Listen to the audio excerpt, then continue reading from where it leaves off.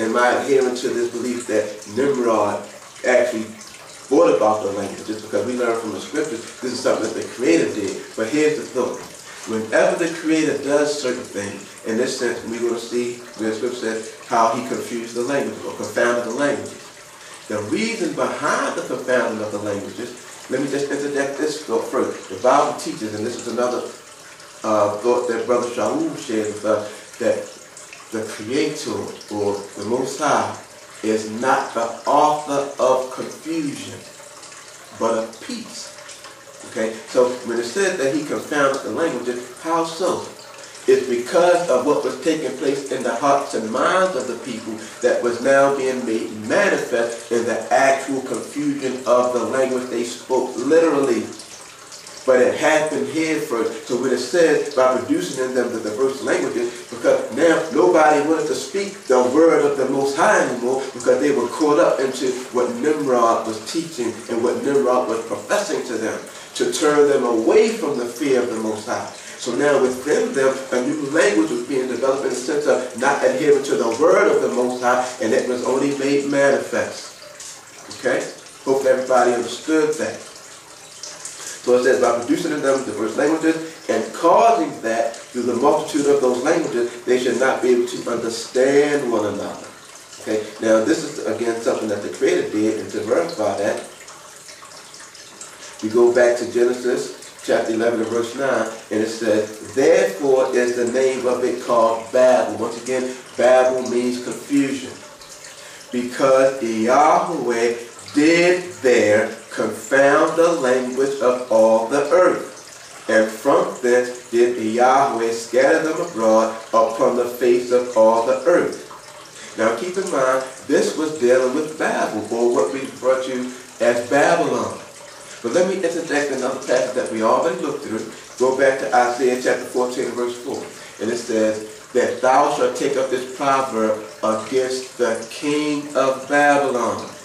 And remember, in Isaiah 14, it goes down further, and then it's the scene shifts. And it's not talking about just the physical king of Babylon anymore, but it's talking about what the Bible refers to, but based on translation, that is, Lucifer. Think about that. It is being shown in the scripture that it was Lucifer who was behind this whole confusion. We're going to see an example of that in a few minutes. Right?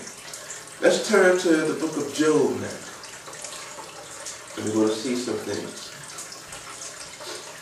So now there was a day when the sons of Ha Elohim, and whenever in the Hebrew we come across Ha Elohim, I always want to emphasize that fact, because what that does, it builds upon the evidence that the scriptures refer to him as the mighty ones, plural, as we discussed when we were learning the truth about God. Okay? So, now there was a day when the sons of Ha Elohim, now, the sons of Ha Elohim, remember earlier on we discussed how the angels, the angelic beings, were the first sons of Ha Elohim. So the sons of Ha Elohim, the mighty ones, came to present themselves before Yahweh, and Hashatan came also among them. Remember, he also is a angelic being. But he fell because of that pride, that iniquity. And Yahweh said unto Hashatan, whence comest thou? Then Hashatan answered Yahweh and said, from going to and fro in the earth, and from walking up and down in it. Listen to that. All we got to do is just imagine now this whole globe, this whole planet, and what the adversary does on a day-to-day basis is goes to and fro, walk up and down in it. Now compare that to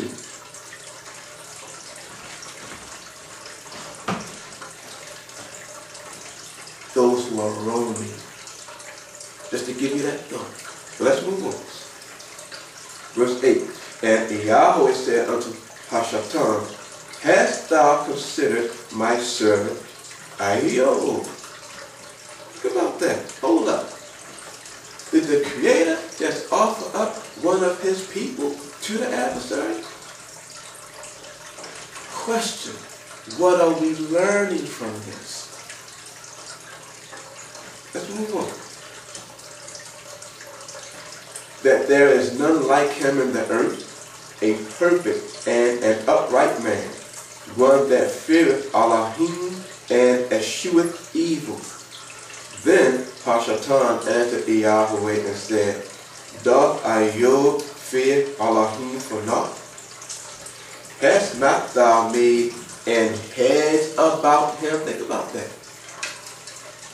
The servant of the Creator of the heaven and the earth has an hedge about them. In other words, they are protected. So let's move on. And about his house. Not only is the servant himself protected, but those who are members of his household also are protected. Guess what? We have an example of that. You know how? In Noah. The scripture says that Noah found grace in the eyes of Yahweh. But as a result, Noah's wife was saved, Noah's 3 sons were saved, and Noah's 3 sons' wives were saved because Noah found grace. He says, Hast not thou made a hedge about him and about his house and about all that he hath on every side? Thou hast blessed the work of his hands, and his substance is increased in the land. Now listen to this. Verse 11. But put forth thine hand now. Now this is Hashatan talking to Yahweh. He's saying, put forth thine